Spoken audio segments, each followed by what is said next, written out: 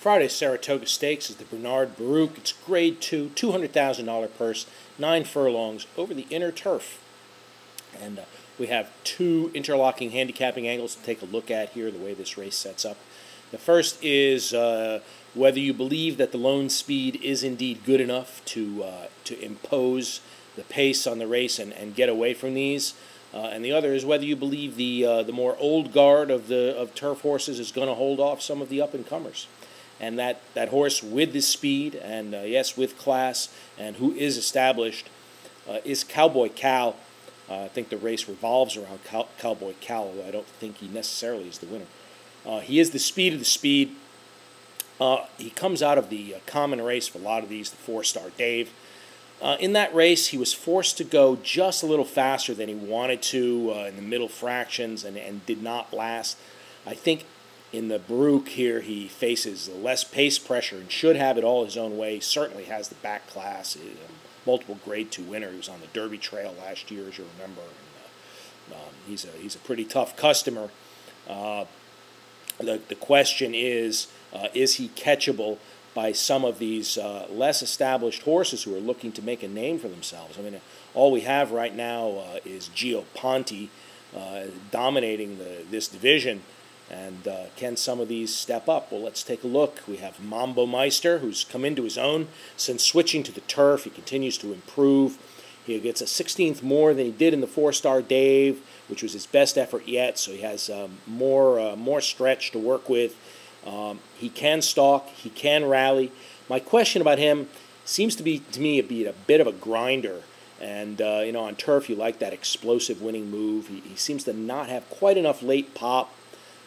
So that means his move is going to have to be timed perfectly. He can't go too early because then he'll hang and the closers will get him. He can't go too late because he won't get there. So it's a dilemma.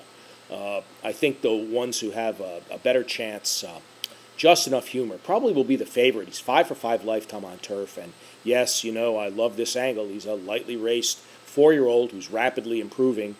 You don't know where the ceiling is on those types. He's a mid-pack closer, and he's a Darley horse. He's a Kieran McLaughlin, Alan Garcia team here for the connections. Just Enough Humor is looking to establish himself as the rising force in the turf division, and I believe he can get it done. He has an entry mate who is Colony, and of course, if they were uncoupled, I would be all over Colony. Loving the lesser regarded the uncoupled entry angle. But Colony was back further earlier. He did make a good rally in his North American debut last time versus Listed Company. Is he good enough to get there against these? That's another question entirely. But Kieran doesn't send him in here lightly. And even though he's coupled, I think he bears watching, and at least you get 2 for the price of 1. The other horse I like a lot in here is Seas Peak.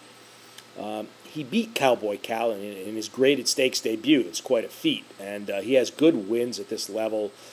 He's a presser. He can rally from a little further back, which he may have to starting on the outside going into that short first turn here. But he's another one who's still improving. We don't know how good he can be. The trip does set up for him. He does have kind of back class, and he might be able to sneak through, and I think you get a good price if you like him.